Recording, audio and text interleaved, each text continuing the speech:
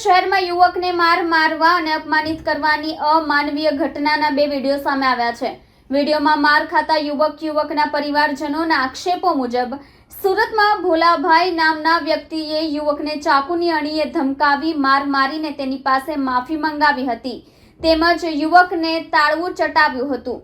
સુરત શહેરમાં યુવકને મારવા અને અપમાનિત કરવાની અમાનવીય ઘટનાના 2 વિડીયો સામે આવ્યા છે। વિડીયોમાં માર ખાતા યુવકના પરિજનોના આક્ષેપો મુજબ સુરતમાં ભોલાભાઈ નામના વ્યક્તિએ યુવકને ચાકુની અણીએ ધમકાવી મારી તેની પાસે માફી મંગાવી હતી તેમજ યુવકને ટાળવું ચટાવ્યું હતું। યુવક વિડીયોમાં કહી રહ્યો હતો કે ભોલાભાઈ મને માફ કરી દો, હવે હું ક્યારેય સુરત નહીં આવું। સુરતમાં યુવકને અપમાનિત કરવાની અમાનવીય ઘટનાના 2 વિડીયો સામે આવ્યા, જેમાં માર ખાતો યુવક ભયભીત અને ડરેલો નજરે પડતો હતો।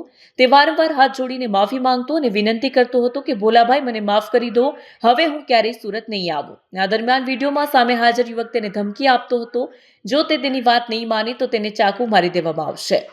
અન્ય એક વિડીયો પણ વાયરલ થયો, જેમાં લાલ રંગના ટી-શર્ટ પહેરેલો એ જ વ્યક્તિ યુવક પાસે ટાળવું ચટાવી રહ્યો છે, સાથે તેના વાળ ખેંચીને તેને સતત મારી રહ્યો છે અને બળજબરીથી માફી માંગવા માટે કહી રહ્યો હતો। મારનાર યુવકના હાથમાં ચપ્પુ પણ દેખાય છે, જે તે વારંવાર બતાવીને ધમકાવી રહ્યો છે।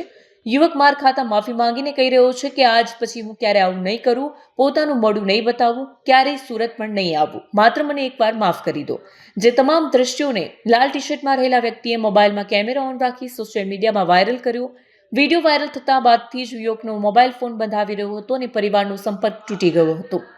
યુવકના પિતા મહેશ પાંડેએ ભારે હૃદયે જણાવ્યું કે તેમનો પુત્ર સુરતમાં કામ કરીને આખા પરિવારનું ગુજરાન ચલાવતો એકમાત્ર કમાણી કરનાર સભ્ય છે। યુવકની માતા કમલા પાંડે નેત્રહીન છે અને ઘરમાં અન્ય કોઈ ટેકો નથી।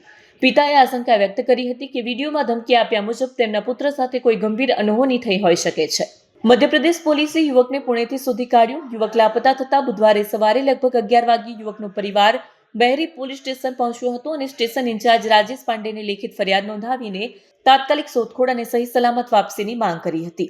વાયરલ વિડીયોમાં માર ખાધેલો યુવક સુરતના અમરોલી વિસ્તારમાં આવેલા એક ઢાબામાં નોકરી કરતો હતો।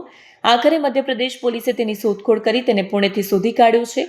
મહારાષ્ટ્રના પુણેથી યુવકને લઈને પોલીસ મધ્યપ્રદેશ જવા રવાના થઈ ચૂકી છે અને હવે સમગ્ર ઘટનાક્રમ અંગે ઊંડાણપૂર્વક તપાસ હાથ ધરવામાં આવશે।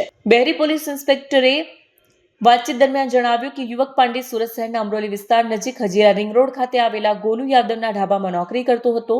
યુવક મળી ગયો છે અને તેને પુણેથી તેના વતન લઈને આવી રહ્યા છે અને તે ઇન્દોર સુધી પહોંચી ગયા છે। ગોલુ યાદવના ઢાબા પરથી તે 2 દિવસ પહેલા પોતાના મિત્ર કૃષ્ણા યાદવને મળવા માટે પુણે જઈ રહ્યો હોવાનું કહીને નીકળ્યો હતો। કૃષ્ણા યાદવ વિકી ઉર્ફે વિક્રમે જ આ યુવક સાથે મારપીટ કરી છે। વધુમાં જણાવ્યું કે અત્યારે અમે યુવકને લઈને આવી રહ્યા છીએ, ત્યાર પછી તે પોતાનું નિવેદન લખાવશે। આ ઘટનામાં કોણ સામેલ છે તે અંગેની તપાસ કરવામાં આવશે।